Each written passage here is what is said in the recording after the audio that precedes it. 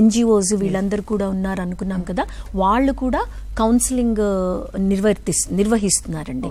అది కాకుండా కోర్టు కూడా ఫస్ట్ అసలు మీ ఇద్దరి మధ్య ప్రాబ్లం ఏంటి, మీరు అసలు కూర్చొని డిసైడ్ చేసుకోండి. తల్లి కొడుకుల మధ్య ప్రాబ్లం వచ్చింది, లేకపోతే భార్యాభర్త మధ్య వచ్చింది, ఎందుకు వచ్చింది, మీరు ఒక కౌన్సిలర్ దగ్గరికి వెళ్ళండి. లేకపోతే ఎందుకు నువ్వు కొట్టాల్సిన అవసరం ఎందుకు వస్తుంది, లేకపోతే ఆమె మీద కంట్రోల్ చేయాల్సిన అవసరం ఎందుకు వస్తుంది, రైట్? ఎందుకు నువ్వు పవర్ యూజ్ చేస్తున్నావు, యాక్చువల్లీ అందరూ కలిసి హ్యాపీగా ఉండాల్సిన ఇంట్లో ఎందుకు ఈ డిస్టర్బెన్సెస్ వస్తున్నాయి, మీరు వెళ్ళి కౌన్సిలింగ్ తీసుకోండి అని కోర్ట్స్ కూడా ఫస్ట్ ఈ భార్యాభర్తల విషయాల్లో కానీ ఎస్పెషల్లీ డొమెస్టిక్ ఇష్యూస్లో అండి. Domestic issue could be anything కదా. ఈ డొమెస్టిక్ ఇష్యూస్లో మీరు కంపల్సరీ కౌన్సిలింగ్ సెంటర్స్కి వెళ్ళి కూర్చొని మీరు ఫస్ట్ అసలు try to find out the reason, try to find out a solution on your own అని కౌన్సిలింగ్ కూడా నిర్వహిస్తున్నాయి.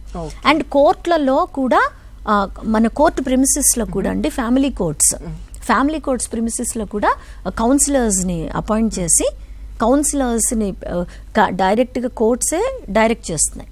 కౌన్సిలర్ దగ్గరికి వెళ్ళి మీరు డిసైడ్ చేసుకోండి అని. అన్నిటికన్నా ఇంట్రెస్టింగ్ థింగ్ ఏంటంటే ఈ కౌన్సిలింగ్ సెషన్లో చాలా వరకు రిజాల్వ్ అవుతున్నాయి కూడా ఇష్యూస్. మంచిదే కదా, లైక్ ఇంకా దాన్ని ఎక్కడికో అంటే ఇదివరకు పెద్దవాళ్ళు ఉండేవాళ్ళు జాయింట్ ఫ్యామిలీస్ లో ఎవరి మధ్య గొడవలు వచ్చినా రైట్ కూర్చోబెట్టి వాళ్ళని ఇష్యూస్ ని రిజాల్వ్ చేసుకోవటానికి ఉండేవాళ్ళు. ఎప్పుడైతే జాయింట్ ఫ్యామిలీస్ తగ్గిపోయి మనకు ఈ న్యూక్లియర్ ఫ్యామిలీస్ వచ్చేసినాయో చెప్పుకోవటానికి ఎవరు లేక ఒక మాట ఇది నీ తప్పు అని చెప్తే వింటారేమో, కానీ చెప్పేవాళ్ళు ఉండాలి కదా నీది తప్పు అని. ఆ రోల్ని ఇప్పుడు ఈ కౌన్సిలింగ్ సెంటర్స్ ప్లే చేస్తున్నాయి. కాబట్టి కౌన్సిలింగ్ సెంటర్స్ చాలా హ్యాండీగా ఉంటున్నాయి. ఎన్జిఓస్ కూడా రన్ చేస్తున్నాయండి, వాళ్ళందరూ కూడా కౌన్సిలింగ్ నిర్వహిస్తున్నారు.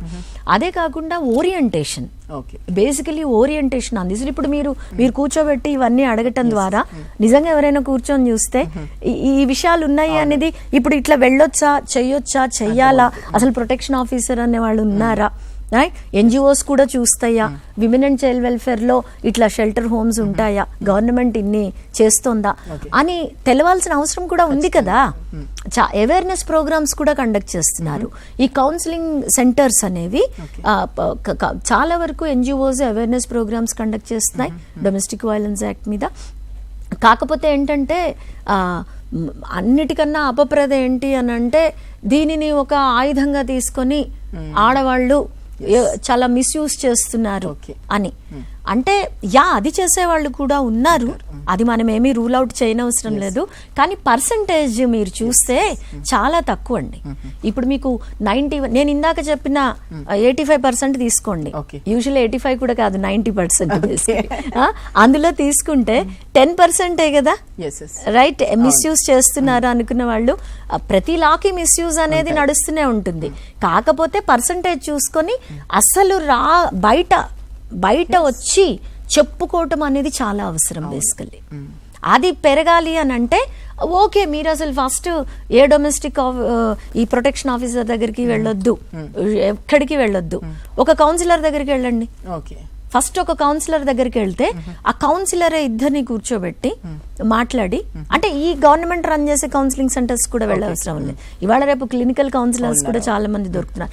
కానీ అట్లా వెళ్ళటానికి ఫస్ట్ అసలు నేను చేస్తున్నది తప్పు అని రియలైజేషన్ రావాలి కదా. Realisation is what is important. లేదు ఇది అసలు ఇది చాలా న్యాచురల్ అనుకుంటారు. ఈ హింస అనేది చాలా న్యాచురల్, ఇది మేము చేయాలి, మీరు భరించాలి. అది మీరు you are not doing any great thing, అది ఎప్పటి నుంచో అందరు చేస్తున్నదే మీరు చేస్తున్నారు.